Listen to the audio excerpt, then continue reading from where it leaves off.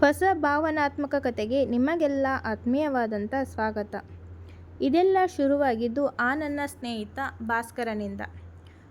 ಸುಮ್ಮನೆ ಶುರುವಾದ ಮಾತುಕತೆ ಮದುವೆಯಾದ ಗಂಡಸಿನ ಪಾಡಿನ ಬಗ್ಗೆ ನಮಗರಿವಿಲ್ಲದಂತೆ ಎಳೆದುಕೊಂಡು ಹೋಯಿತು. ಭಾಸ್ಕರನ ಪ್ರಕಾರ ಮನೆಯ ಹೊಣೆಗಾರಿಕೆಯಲ್ಲಿ ಸಿಂಹಪಾಲು ಹೊರಗೆ ದುಡಿಯುವ ಗಂಡಸಿನ ತಲೆಯ ಮೇಲಿರುತ್ತದೆ. ಮನೆಯಲ್ಲಿರುವ ಗೃಹಿಣಿಯ ಕೆಲಸ ಅಷ್ಟೇನು ಕಷ್ಟ ಸಾಧ್ಯವಲ್ಲದು.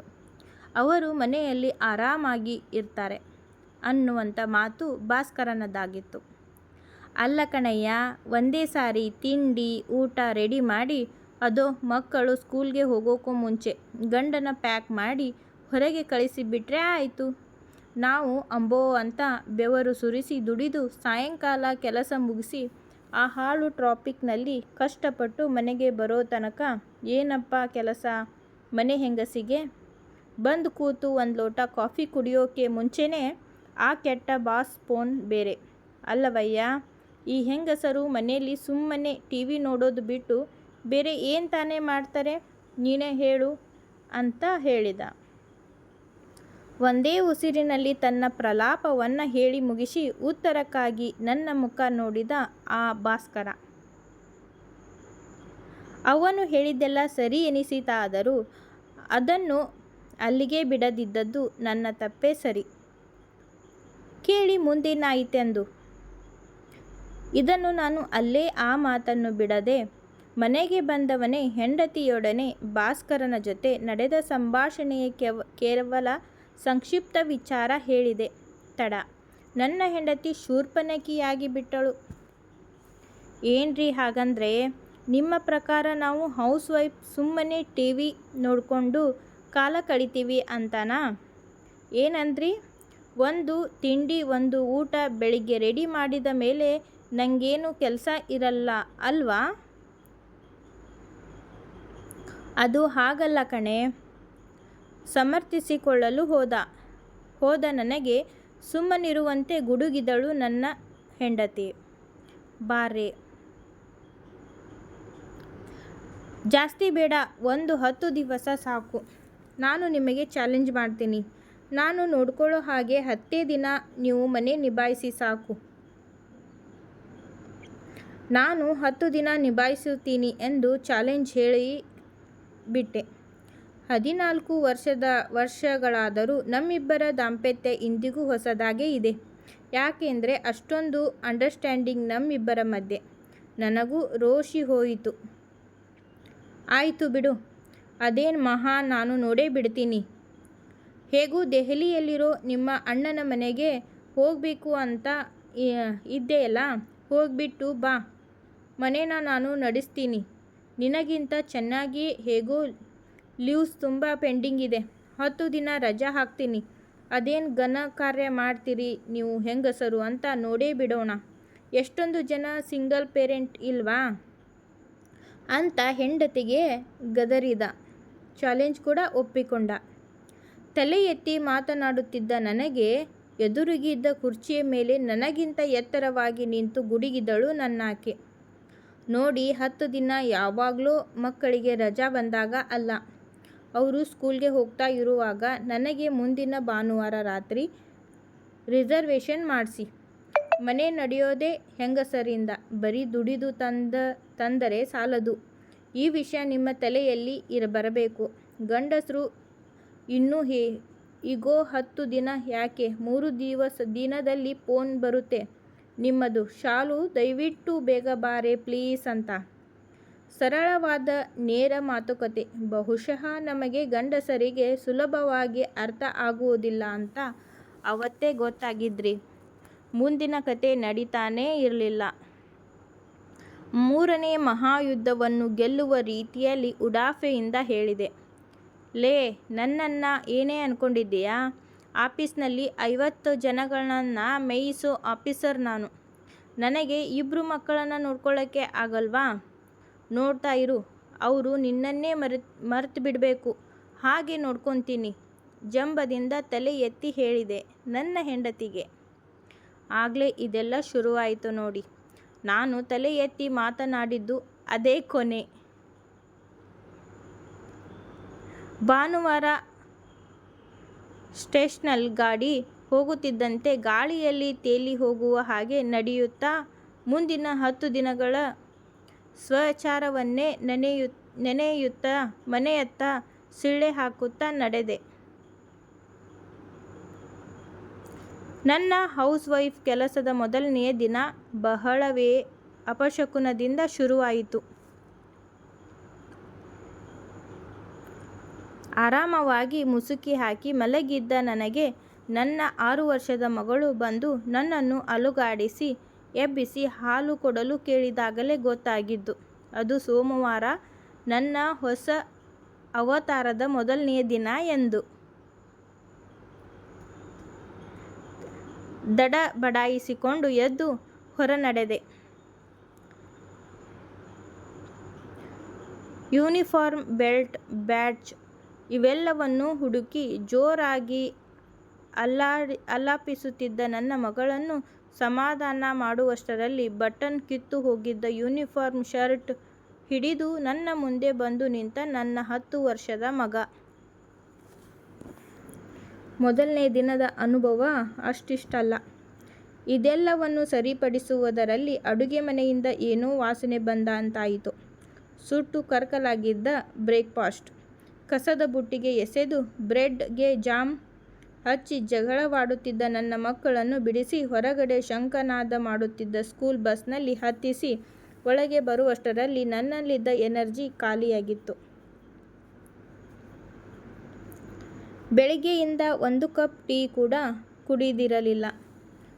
ಅಷ್ಟು ಸಮಯ ಕೂಡ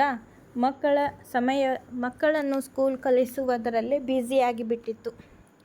ಕುರ್ಚಿಯ ಮೇಲೆ ಕುಳಿತು ಹಾಗೆ ಕಣ್ಣು ಮುಚ್ಚಿದಷ್ಟೇ ತಕ್ಷಣ ಎದ್ದೆ. ನಾಳೆ ವೈಟ್ ಯೂನಿಫಾರ್ಮ್ ಹಾಕ್ಕೊಂಡು ಹೋಗಬೇಕು. ಮಳೆ ಬರೋ ಹಾಗಿದೆ. ನೀಟಾಗಿ ಒಗೆದು ಐರನ್ ಮಾಡಿಟ್ರಿ ಎಂದು ಚಿತಾವಣೆ ಕೊಟ್ಟು ಹೋಗಿದ್ದ ಮಗನ ಮಾತು ಜ್ಞಾಪಕ ಬಂತು. ವೈಟ್ ಯೂನಿಫಾರ್ಮ್ ಹುಡುಕಲು ಹೋದಾಗ ಕಾದಿತ್ತು ನನಗೆ ಶಾಕ್. ಮಕ್ಕಳ ರೂಮ್ ದೈತ್ಯ ತುಫಾನೊಂದು ಬಂದು ನೆಲ ಸಮ ಮಾಡಿದ ಊರಿನ ಹಾಗಿತ್ತು. ಮಕ್ಕಳ ರೂಮ್. ಎಲ್ಲ ಕಡೆ ಹರಡಿದ್ದ ಬಟ್ಟೆ, ಆಟದ ಸಾಮಾನು, ಸಾಕ್ಸ್, ಬೆಡ್ ಶೀಟ್. ಓಹೋ, ಅದನ್ನೆಲ್ಲವನ್ನು ಓರಣ ಮಾಡಿ ಹೊರಗೆ ಬರುವಷ್ಟರಲ್ಲಿ ಗಂಟೆ 12 ಆಗಿಬಿಟ್ಟಿತ್ತು. ಹೊಟ್ಟೆಯಲ್ಲಿ ಇಲಿಗಳು ಕಬಡ್ಡಿ ಆಡುತ್ತಿದ್ದವು. ಮೊದಲೇ ದಿನದ ಅನುಭವ ಹೀಗಿತ್ತು. 1 ಕಪ್ ಟೀ ಮಾಡಿ ಒಣಗಿ ಹೋಗಿದ್ದ 2 ಬ್ರೆಡ್ ತುಂಡನ್ನು ಅದರಲ್ಲಿ ಅದ್ದಿ ತಿಂದು ಹೊರಟೆ ನನ್ನ ಬಟ್ಟೆ ಒಗೆಯುವ ಕಾರ್ಯಕ್ರಮಕ್ಕೆ. ಬಟ್ಟೆ ಒಗೆದು ಮನೆ ಕ್ಲೀನ್ ಮಾಡಿ ಸಾಕಾಗಿ ಹಾಗೆ ಸೋಫಾ ಮೇಲೆ ಮಲಗಿ ನಿದ್ದೆ ಮಾಡಿದೆ. ಊಟವನ್ನೂ ಮಾಡದೆ. ಅಡುಗೆ ಮಾಡಿದ್ದರೆ ತಾನೇ ಊಟ ಮಾತು. ಅಡುಗೆ ಮಾಡಲು ಕೂಡ ಸಮಯ ಸಿಗದಷ್ಟು ಈ ಕೆಲಸಗಳು ಆರಂಭವಾಗಿದ್ದವು. ಜೋರಾಗಿ ಬೆಲ್ ಆಯಿತು. ಹೋಗಿ ತೆರೆದರೆ ನನ್ನ ಮಗ ನಾನಿರುವುದನ್ನು ನೋಡದವನಂತೆ ಜೋರಾಗಿ ಕೇಳಿದ, "ಎನಿಬಡಿ ಹೋಮ್?" ಅಂತ. ಹಿಂದೆಯೇ ಬಂದ ಮಗಳಿಗೂ ನಾನು ಕಾಣಿಸಲೇ ಇಲ್ಲ. "ಅಪ್ಪ, ಹೊಟ್ಟೆ ತುಂಬ ಹಸಿವಾಗ್ತಿದೆ. ನೀವು ಕೊಟ್ಟಿದ್ದ 2 ಪೀಸ್ ಬ್ರೆಡ್ ಜಾಮ್ ಕರಗಿ ಎಷ್ಟೋ ಕಾಲ ಆಗಿದೆ. ಏನು ಮಾಡಿದ್ದೀರಿ ತಿಂಡಿಗೆ?" ಅಂತ ಕೇಳಿದಳು.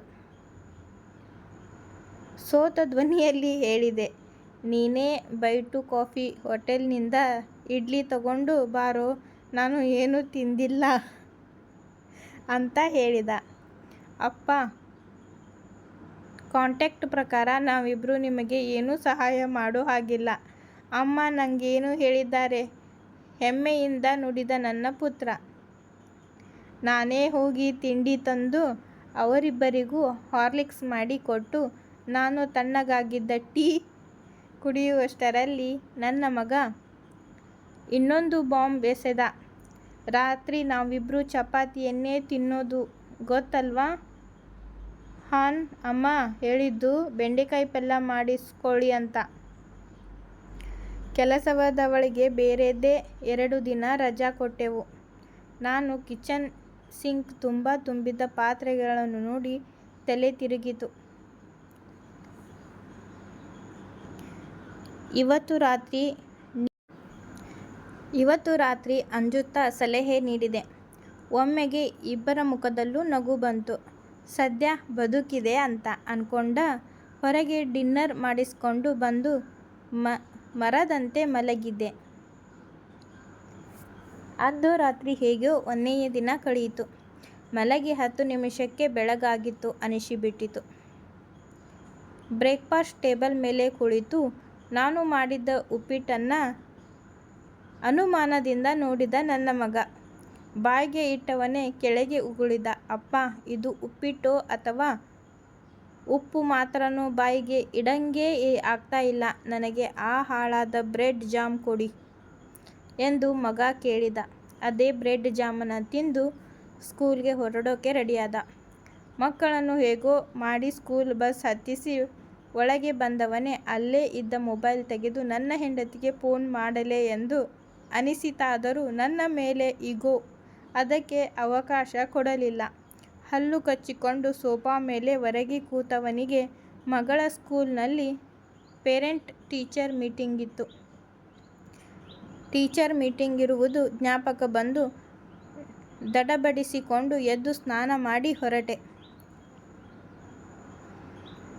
ಸ್ಕೂಲ್ ಟೀಚರ್ ನನ್ನ ಮುಖ ನೋಡಿ ಅನುಮಾನದಿಂದ ಕೇಳಿದರು, ಯಾಕೆ ನಿಮ್ಮ ಮಗಳ ಅಮ್ಮ ಬರಲಿಲ್ಲವೇ? ಯಾವಾಗಲೂ ಅವರೇ ತಾನೇ ಬರುತ್ತಿದ್ದದ್ದು. ನಿಮ್ಮ ಮಗಳ ಪ್ರೋಗ್ರೆಸ್ ಆಗ್ತಾ ಇರೋದೇ ಮನೆಯಲ್ಲಿ ನಿಮ್ಮ ಹೆಂಡತಿ ಕೆಲಸ ಬಿಟ್ಟು ಮಗಳ ಓದಿನ ಕಡೆ ಗಮನ ಕೊಡೋದ್ರಿಂದ. ಆದರೆ ನಿನ್ನೆ ಇವತ್ತು ಅವಳ ಹೋಮ್ವರ್ಕ್ ಸರಿಯಾಗಿ ಆಗಿಲ್ಲ. ಏನು ಕಾರಣ?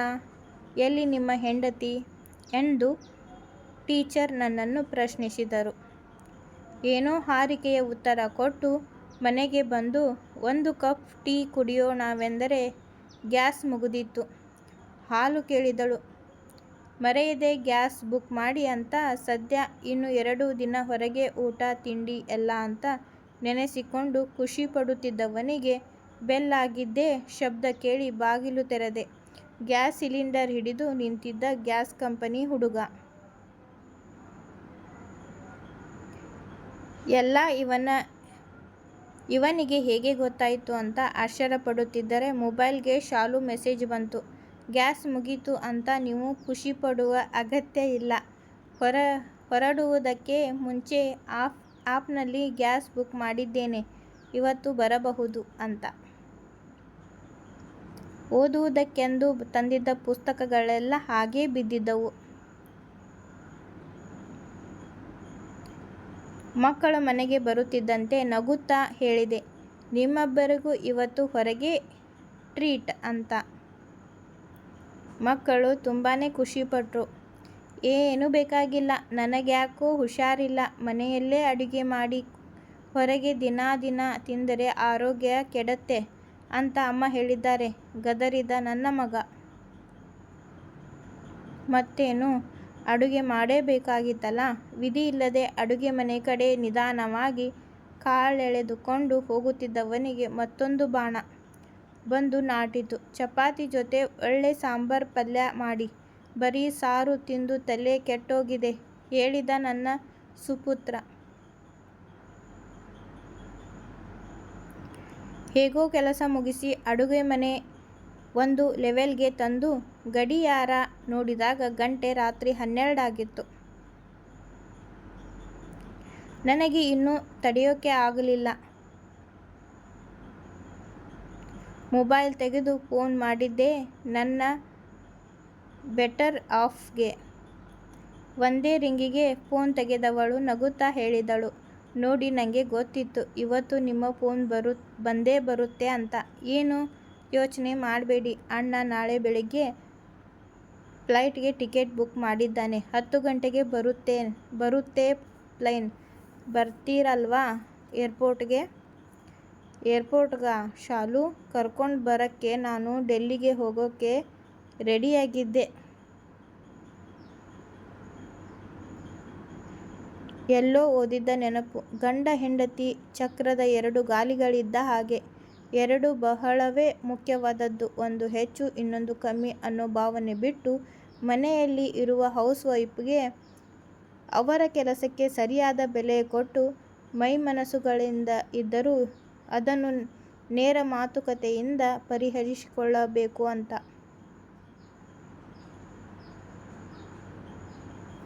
ಮುಖ್ಯವಾಗಿ ನನ್ನ ತಲೆ ಕೆಡಿಸಿದ ಆ ಭಾಸ್ಕರನಿಗೆ ಸರಿಯಾಗಿ ಕಾದಿದೆ ಎಂದು ನೆನೆಸಿಕೊಂಡು ನನಗೆ ನಾನೇ ನಕ್ಕೆ.